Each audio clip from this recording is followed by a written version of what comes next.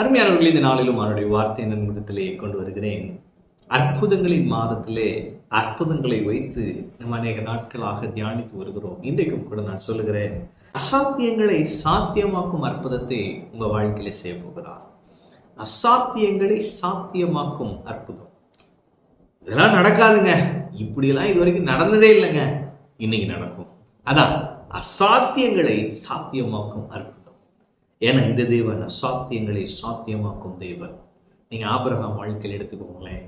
அவருக்கு ஈசாக்கு கொடுப்பேன் 75 வயசுல சொல்றாரு. ஆனா 100வது வயதுல ஈசாக்கு பிறகுறான். நீங்க ரோமர் 4 படிச்சு பார்த்தீங்கன்னா தெரியும். அவன் ஏறக்குறைய 100 வயதுள்ளவனா இருக்கும்போது தன் சரீரம் செத்து போனதையும் சாராளுடைய கற்பம் செத்து போனதையும் எண்ணாதிருந்தான். அப்ப என்னன்னா, நேச்சுரலி ஸ்பீக்கிங் அவங்களுக்கு குழந்தை பிறக்கிறதற்குரிய துளி கூட சாத்தியம் இல்லை. என்னங்க, வயசான தாத்தா பாட்டிக்கு எப்படிங்க குழந்தை பிறக்கும்? அந்த மாதிரி ஒரு சிச்சுவேஷன்.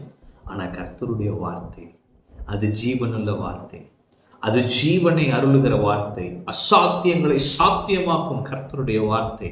அவன் அதை நம்பினான். தன் பலவீனத்தை பார்க்கவில்லை.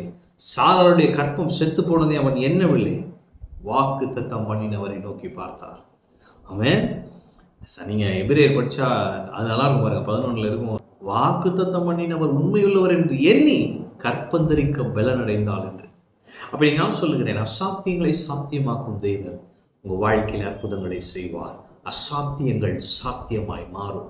எந்த சூழ்நிலையில இது நடக்காது, இனிமே இப்படிலாம் நடக்காது, இதுவரை யாருக்குமே நடந்ததில்லை, இப்படிலாம் இருக்கோ உங்க சிச்சுவேஷன், கர்த்தர் சாத்தியமாக்குவார். அசாத்தியங்களின் தேவன், அசாத்தியங்களை சாத்தியமாக்குகிற கர்த்தர் இன்று உங்கள் வாழ்க்கையில் அற்புதங்களை செய்வார். நீங்க பர்த்திமேயு கூட சொல்லலாம் பாருங்களேன். பர்த்திமேயு பாருங்க, அவனுக்கு கண் தெரியல, இவனுக்கு எப்படியா பார்வை கிடைக்கும் அப்படின்னு எண்ணிட்டு இருக்கிறப்ப இயேசுவை நோக்கி கூப்பிடுகிறான். தாவீதின் குமாரனே, எனக்கு இறங்கும். அவன் வாழ்க்கையிலே அது வரைக்கும் குருடனுக்கெல்லாம் பார்வை கிடைச்ச மணி ரெக்கார்டு இல்லை. ஆனா அன்னைக்கு இயேசு அவனுக்கு பார்வை கொடுத்தார், ஒரு புதிய துவக்கத்தை கொடுத்தார். ஆபிரகாம் வாழ்க்கையில் ஒரு புதிய ஆசீர்வாதத்தை கொடுத்தார். இந்த நாளிலே கர்த்தர் உங்க வாழ்க்கையிலே அசாத்தியங்களை சாத்தியமாக்கும் அற்புதத்தை செய்வார்.